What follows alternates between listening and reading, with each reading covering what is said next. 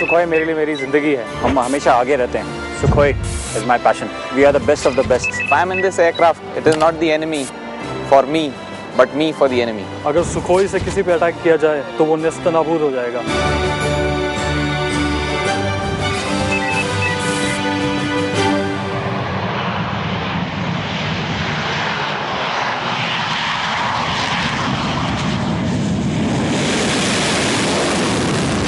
कभी आसमान के किसी कोने से ऐसी आवाज उभरे और कोई फौलादी परिंदा आकाश का सीना चीरता निकल जाए तो समझिए इंडियन एयरफोर्स का कोई जांबाज हवाई सफर पर निकल पड़ा है।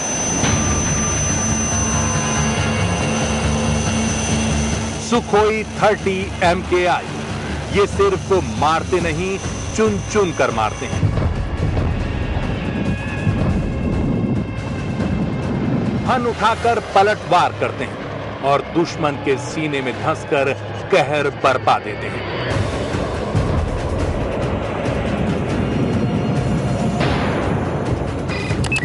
Multi role combat aircraft, all weather, heavy class, strike fighter, ये सब इसके डिग्री डिप्लोमा है। सुखोई फैमिली का सुपरस्टार जो न सिर्फ अपनों से जुदा और बेहतर है बल्कि 100% made for India, made in India और मेड बाय इंडिया है। जो भी फाइटर पायलट इसके अगेंस्ट में आना चाहते हैं कोई और जहाज लेके, वो बहुत बार सोचना पड़ेगा उसको। आप में अगर हिम्मत है तो आप अपने एयरक्राफ्ट लॉन्च करो और हम उनको इस स्पेस में आने नहीं देंगे। सो एक किस्म से दादागिरी है ये।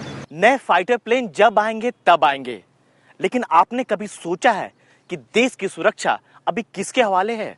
सवाल है 1.25 अरब लोगों के आसमान को सुरक्षित रखने का, और चुनौती है दुनिया के सबसे खतरनाक पड़ोस की मौजूदगी का। सुखोई 30 MKI रूस की मदद से भारत में बना एक वर्ल्ड क्लास फाइटर प्लेन है जो अपने आप में हर लिहाज से लाजवाब है। सुखोई की सवारी 7वें आसमान की सैर है और ये खुद भी किसी 8वें अजूबे से कम नहीं। आसमान का शहंशाह कह लीजिए, बात चाहे अटैक की हो या हिफाजत या फिर इंटरसेप्ट करने की, हर मामले में सबसे बेहतर।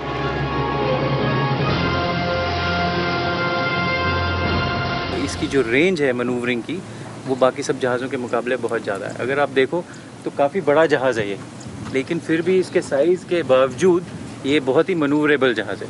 और वो इसलिए है क्योंकि एक तो इसका डिज़ाइन ऐसा है जिसमें अगर आप देखें जो विंग्स हैं वो पूरी तरह, ये सामने जो विंग की बात कर आप रहे हैं, पूरा विंग देखें ये पूरी तरह मर्ज हो जाता है फ्यूजलाज के साथ। जो मेन बॉडी है जहाज़ की, ओके, उसका फ़ायदा ये है, इसको हाइब्रिड डिज़ाइन बोलते हैं। उसका फ़ायदा ये है कि पूरी जो फ्यूजलाज भी है वो लिफ्ट प्रोड्यूस करती है और इसलिए जहाज़ ज़्यादा मैनूवरेबल हो जाता है क्योंकि इसमें थ्रस्ट वेक्टरिंग नोजल है पीछे जो इसका एग्जॉस्ट है। बैक का बात कर रहे हैं। जी हाँ, जो इसका एग्जॉस्ट है वो स्विवल करता है।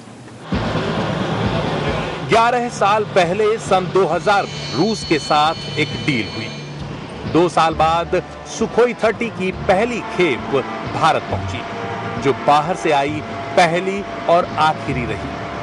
2004 में सुखोई मेड इन इंडिया हो गया जिसे नासिक में असेंबल किया गया। इसकी एवियोनिक्स, जिसे दिमाग भी कह सकते हैं, भारत के अलावा इजराइल और फ्रांस की साझा उपज है। सुखोई के राडार सिस्टम और मिसाइल्स की मार इसे दुनिया का सबसे ताकतवर मशीनी लड़ाका बनाती है। आर्ममेंट वगैरह जो कैरी करते हैं, इसको आप जहाज की तरफ मत देखिए, इसको एक वेपन प्लेटफॉर्म की तरफ देखिए। जो वेपन से कैरी करता है ये बाकी फाइटर स्क्वाड्रन से बहुत ही बेहतरीन, तकरीबन 8 गुना ज़्यादा होता है। तो इसका मतलब जैसे कहते हैं एक MiG-21 स्क्वाड्रन, पूरा स्क्वाड्रन जो करता है ये एक जहाज करता है, इसका मान्यता उसमें है। और बहुत ही दूर दूर से भी मार सकते हैं दुश्मन को, बियॉन्ड विजुअल रेंज जो कहते हैं, तकरीबन 50, 60, 100 किलोमीटर से ऊपर से दुश्मन को मार सकते हैं इसके। फिलहाल ऐसे 150 से ज्यादा सुखोई इंडियन एयरफोर्स का हिस्सा बन चुके हैं, जबकि 125 से ज्यादा सुखोई अभी शामिल होने बाकी हैं। कुल मिलाकर हकीकत यह है कि आने वाले करीब 2 दशक तक सुखोई 30 MKI इंडियन एयरफोर्स के फ्रंट लाइन के लड़ाके बने रहेंगे। ये सुखोई अगले 2 दशकों तक इसकी महत्ता में कुछ कमी आएगी। इसका एक अपनी जगह है, अपना स्थान है, और ये जिस रोल के लिए लिया गया है उसमें काफी सालों तक भारतीय वायुसेना की सेवा में रहेगा। दुश्मन को मारना और उसके घर में घुसकर मारना 2 अलग अलग बातें हैं। अगर सुखोई 30 MKI सर पर सवार हो तो किसी दूसरे फाइटर प्लेन के लिए मुकाबला करना तो दूर, अपने ही इलाके से टेक ऑफ करना भी नामुमकिन हो जाएगा। आप इसे ताकत कह लीजिए या दादागिरी। हम उस एयर स्पेस में हैं तो दुश्मन का कोई भी जहाज़ उस एयर स्पेस में इफेक्टिवली ऑपरेट नहीं कर पाएगा। ये इस तरह का कॉन्सेप्ट है कि अगर इसको बहुत ही कोलोकियल लेमैन पार्लेंस में अगर आप लेना चाहें तो ये कहने का तरीका है कि हम एयरबॉर्न हो रहे हैं, हम इस जगह पे जा रहे हैं, हम सबको बताते हैं बहुत ऊंचाई पे जाके, ताकि सब रेडार्स पे हमारा जहाज़ पेंट हो अपने दुश्मन के, और उनको ये बताने की कोशिश करते हैं कि हम इस एयर स्पेस में हैं, ये हमारी एयर स्पेस है, हम इसको सैनिटाइज करेंगे या इसमें हमारी लोग ऑपरेट करेंगे। आप में अगर हिम्मत है तो आप अपने एयरक्राफ्ट लॉन्च करो और हम उनको इस एयर स्पेस में आने नहीं देंगे। सो एक किस्म से दादागिरी है ये। करीब 22 मीटर लंबे और 6.5 मीटर ऊंचे सुखोई का वजन 20 टन होता है, जो अपने साथ अलग अलग तरह के 8 टन के विस्फोटक लेकर उड़ता है। 3000 किलोमीटर की रेंज इसे लंबी रेस का घोड़ा बनाती है, तो 2.25 घंटे तक हवा में जमे रहने की कुव्वत दुश्मन का हौसला तोड़ देती है। बम और मिसाइलों से लैस डैने वाले सुखोई के कॉकपिट में लगी ये 30 mm की गन है, जो गोलियों की बरसात कर टारगेट को तबाह कर सकती हैं। 100 किलो का बॉम्ब है। Su-30 में 250 kg का बॉम्ब भी लग सकता है। Su-30 में 1000 kg का भी बॉम्ब लग सकता है। 250 किलो के अगर मैं 32 बॉम्ब लूं तो 8 टन का वजन बनता है। So Su-30 डिस्ट्रॉय कर सकता है। Su-30 is now small bomb will destroy a smaller area. So now it depends. अगर ये बॉम्ब 500 kg का है, this will create a crater of roughly about 10 meters. 10 meters का। और ये जो मिसाइल वगैरह कुछ बताएं? हाँ जी, इस एयरक्राफ्ट में टोटल 12 हार्ड पॉइंट्स हैं। तो आपने जैसे देखा कि यहाँ पे एक बॉम्ब लगा है, नीचे एक और बॉम्ब लगा है, सिमेट्रिकली दूसरे तरफ 2 बॉम्ब और बीच में लगे हैं। बाकी जो विंग के 4 स्टेशन इस तरफ और 4 स्टेशन उस तरफ हैं, उस पर डिफरेंट टाइप के मिसाइल्स लगे हैं। अब ये मिसाइल्स कुछ हीट सीकिंग मिसाइल होते हैं जो कि दुश्मन के जहाज़ के एग्जॉस्ट की तरफ लॉक ऑन कर जाते हैं और उसके बाद उनको गाइडेंस की ज़रूरत नहीं पड़ती। पायलट ने मिसाइल को लॉन्च कर दिया और सामने दुश्मन का जहाज़ है। दुश्मन का जहाज़ एग्जॉस्ट गैसेस की जो टेम्परेचर प्रोड्यूस करता है उस पर डायरेक्टली लॉन्च कर देते हैं और वो दुश्मन के जहाज़ को डिस्ट्रॉय कर सकता है विदाउट एनी फर्दर गाइडेंस। इन बेहद खतरनाक मिसाइल्स और बमों को लोड होते देखना भी अपने आप में एक लाजवाब अनुभव है।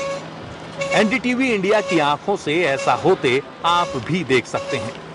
पहले एक ट्रॉली पर रखी मिसाइलें लाई जाती हैं, फिर लीवर की मदद से मिसाइल को ऊपर उठाया जाता है और देखते ही देखते सधे हाथ इन्हें अपनी जगह पर फिट कर देते हैं। अगर वक्त जंग का रहा तो ये सब बस मिनट भर का खेल है, पर याद रखिए ये खिलौने नहीं बम हैं, लिहाजा एहतियात जरूरी है। वहाँ कॉकपिट में बैठ के कोई बटन दबाएगा और यहाँ से सीधे फायर करेगा, कितना डैमेज करेगा? डैमेज ये actually air to air missile है। ये दुश्मन के हवाई जहाज को मारने के लिए यूज़ करते हैं, तो एक जहाज को ये मार गिरा सकता है एक बार पहले। हाँ जी, इसके इस पोर्शन में इसका ट्रैकिंग फैसिलिटी है। इसमें रेडियो फ्रीक्वेंसीज एमिट होते हैं, तो दुश्मन के मूवमेंट मतलब हवाई जहाज़ के मूवमेंट को ट्रैक करती है और उसको ट्रैक करते हुए उसके पास पहुंचती है और पास पहुंचने के बाद इसमें एक फ्यूज़ होती है जो उसको वॉरहेड को एक्सप्लोर करने में मदद करती है। तकनीकी तौर पर सुखोई दूसरे जहाजों से एकदम अलग है। ताकतवर इंजन, जबरदस्त हमला, कमाल की कलाबाजी और लंबी रेंज के अलावे इसमें ऐसी तकनीक है जो इसे सिर्फ फाइटर प्लेन ही नहीं बल्कि प्रोग्रेसिव फाइटर प्लेन बनाती है। हवा में इस तरह के करतब दिखाना सुखोई के ही बस की बात है। फर्ज कीजिए ऐसे में कोई इस पर पीछे से वार करे तो सिर्फ 6 से 8 सेकंड लगेंगे पीछे मुड़कर दुश्मन को नेस्त नाबूद करने में। ऐसी हालत में आमतौर पर दूसरे फाइटर गोल चक्कर लगाकर खुद को मोड़ते हैं, जबकि हैवी क्लास में गिना जाने वाला सुखोई जीरो रेडियस यानी अपनी जगह पर ही टर्न कर जाता है। मतलब खतरा भापते ही और खतरनाक हो जाता है। इसको हाइब्रिड डिजाइन बोलते हैं, ताकि जो पूरी की पूरी एयरक्राफ्ट बॉडी है वो एयरक्राफ्ट की लिफ्ट, एयरक्राफ्ट की मैन्यूवरिंग को कंट्रीब्यूट करती है। अच्छा, ये जो विंग्स है ये एडिशनल विंग्स हैं आगे, क्योंकि जब एयरक्राफ्ट ज्यादा मैन्यूवरेबल होता है तो वो ज्यादा एंगल्स ऑफ अटैक पे, ज्यादा हवा के दबाव के अगेंस्ट बहुत सारे एंगल्स पे भी वो ऑपरेट कर पाता है। तो वहां पे ये वाले जो छोटे विंग हैं ये एयरक्राफ्ट को तब भी मैन्यूवरेबल बनाते हैं।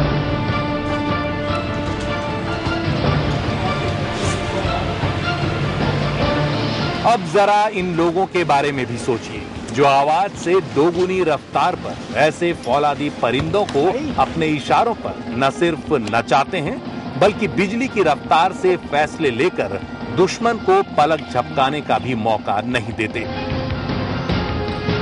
ये सुखोई के पायलट हैं, दुनिया के बेहतरीन फाइटर पायलट्स। भले ही कभी जंग में शामिल होने की नौबत नहीं आई, लेकिन कई जॉइंट एक्सरसाइजेज में इनकी काबिलियत जांची परखी जा चुकी है। सुखोई के पायलट के लिए कम से कम 400 घंटे की उड़ान का अनुभव तो जरूरी है ही, इसके लिए ऑपरेशनल पायलट भी होना जरूरी है।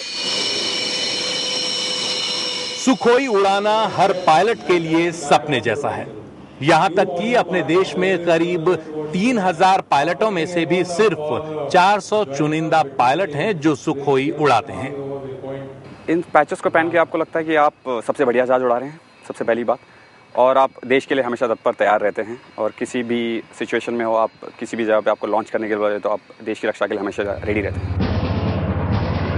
किसी लंबे मिशन के दौरान सुखोई को जमीन पर आने की जरूरत नहीं होती। यह आसमान में ही अपनी पूरी खुराक हासिल कर लेता है। ऐसी कई चीजें हैं जो सुखोई को वक्त के साथ बदलते विमान का दर्जा देती हैं। यूं तो सुखोई की गिनती चौथी पीढ़ी के लड़ाकू विमानों में होती है, लेकिन अब ये 4.5 की लाइन में खड़ा है। टाइटेनियम और एल्यूमिनियम के बने मेन फ्रेम को और भी मजबूत बनाने का काम जारी है। कॉकपिट के ये ग्लास भी अब नए तरीके से लगाए जा रहे हैं। बस एक ही कसर बाकी है।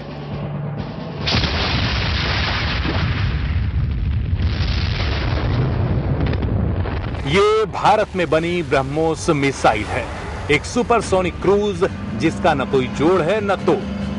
जरा सोचिए कि करीब 300 किलोमीटर तक मार करने वाली ऐसी 2 ब्रह्मोस मिसाइलें अगर सुखोई से आ जुड़े। हालांकि इसके लिए प्लेन का वजन थोड़ा कम करना होगा, साथ ही इसके इंजन को भी अपग्रेड किया जा रहा है ताकि ऊंचाई पर भी थ्रस्ट रेट बरकरार रहे। इसके अलावा मौजूदा डिजिटल फ्लाइट कंट्रोल कंप्यूटर भी बदल जाएंगे ताकि वो सुपर क्रूज के साथ तालमेल बिठा सकें। देखिए, हमारी सरकार और हमारी वायुसेना का प्लान रहा है कि भारतीय वायुसेना को हम टेक्नोलॉजी से और ज़्यादा परिपूर्ण रखें। तो इसके तहत 10 वर्षों के बाद कोई भी नए जहाज़ में हम नई नई चीज़ों को लाने की कोशिश करते हैं ताकि हम दुश्मन की चुनौती का सामना कर सकें। सुखोई और इसके भारतीय पायलट्स के बीच एक दूजे के लिए वाला रिश्ता है। बगैर एक बेहतरीन पायलट के ताकतवर फौलादी मशीन न तो कंट्रोल हो सकती है और न ही उसका पूरा इस्तेमाल। इस मामले में इंडियन पायलट्स ने साबित कर दिया है कि अगर वो सुखोई पर सवार हो तो जंग के मैदान में ब्रह्मास्त्र लिए अर्जुन से कम नहीं है। अगर जरूरत पड़े तो सुखोई को ये कलाबाजी भी खानी पड़ सकती है, लेकिन ये फैसला भी कॉकपिट में बैठे पायलट का ही होता है। सुखोई के कॉकपिट में दो लोग होते हैं, एक पायलट जो उड़ान तय करता है और दूसरा उसके पीछे बैठा को पायलट जो बम और मिसाइल्स दागने का काम करता है। इसके शानदार कॉकपिट में लगा मिशन कंप्यूटर आपको पल पल की जानकारियां मुहैया कराता है। एक तो यह आसानी से राडार की पकड़ में नहीं आता, अगर आ भी गया तो एक हद तक ये राडार को चकमा देने में कामयाब रहता है। इतने पर भी हमले की आशंका बनी रही तो खतरा सूंघने की जबरदस्त ताकत पायलट को वक्त रहते ही आगाह कर देती है। सिस्टम ऐसा है जो सिर्फ अलर्ट ही नहीं करता, यह भी बताता है कि क्या करना चाहिए। सुखोई एक साथ कई निशानों पर अपनी नजर रखता है। दुश्मन आसमान में हो या जमीन पर, सुखोई के रहते कहीं भी बच नहीं सकता। अगर Su-30 जहाज इतना केपेबल है कि इसमें काफ़ी सारी चीज़ें हैं जो आप आधे भी कर सकते हैं। ऐसा एक भी चीज़ हो सकता है कि आगे वाला air to air missile fire करे और पीछे वाला air to ground bombs fire करे, और ये काम दोनों साइमल्टेनियसली भी हो सकता है। अब तक आप इतना समझ चुके होंगे कि सुखोई की सवारी डिज्नीलैंड के रोलर कोस्टर से काफी अलग है, लेकिन कितनी अलग है जानिए एक ब्रेक के बाद।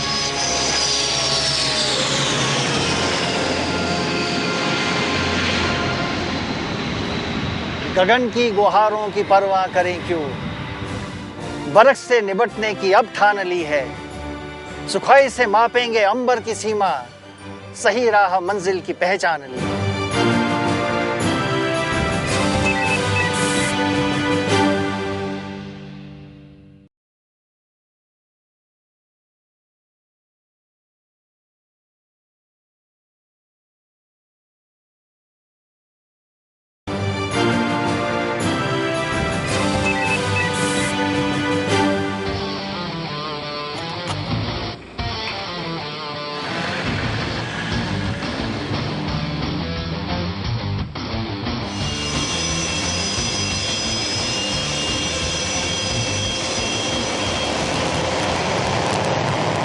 रात के अंधेरे में टर्बो इंजन की यह आवाज मीलों दूर तक चीरती हुई जाती है।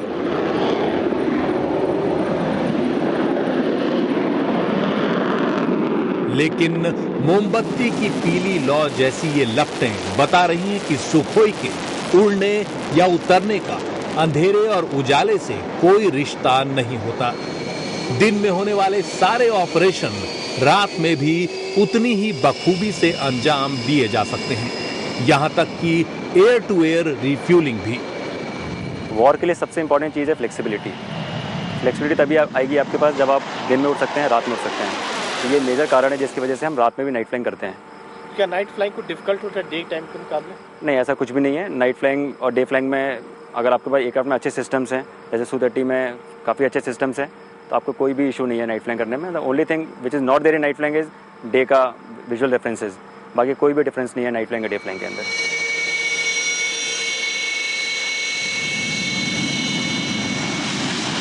रात के वक्त ऑपरेशन आमतौर पर मुश्किल माने जाते हैं, लेकिन आसमान में उड़ते सुखोई पर इससे कोई फर्क नहीं पड़ता।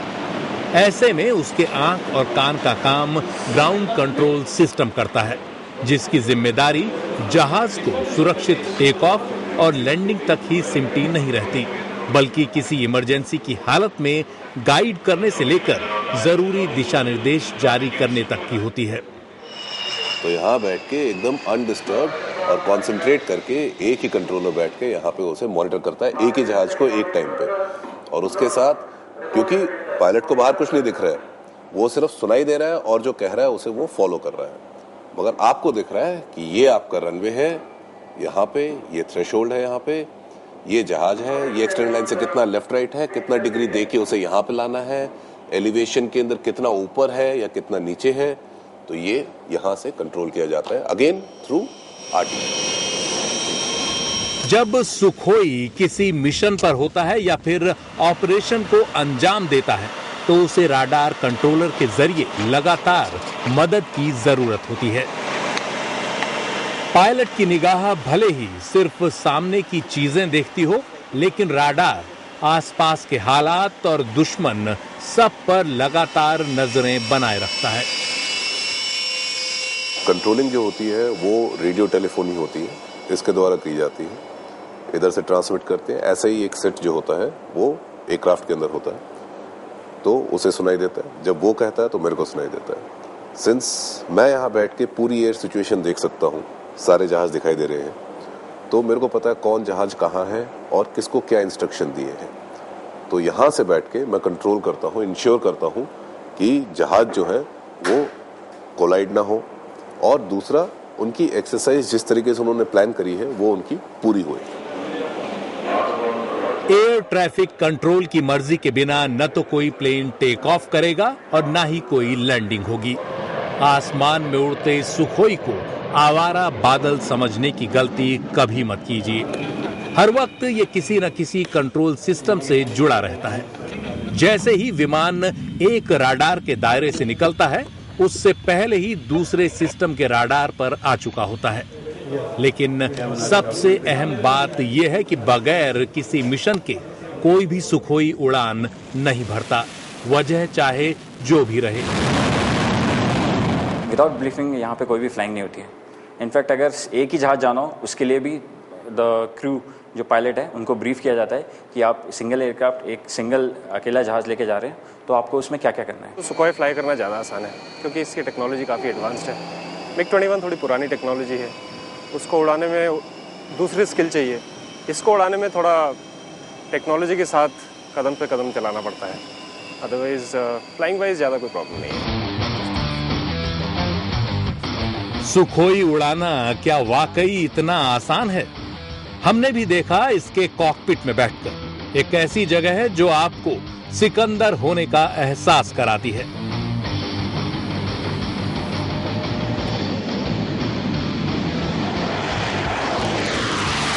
और अब हम चलते हैं इस फौलादी मशीन को उड़ाने वाले पायलट्स और उनके घर वालों के बीच। जानते हैं कैसे ढलती है उनकी शाम। लग जा गले के फिर ये हंसी रात हो न हो,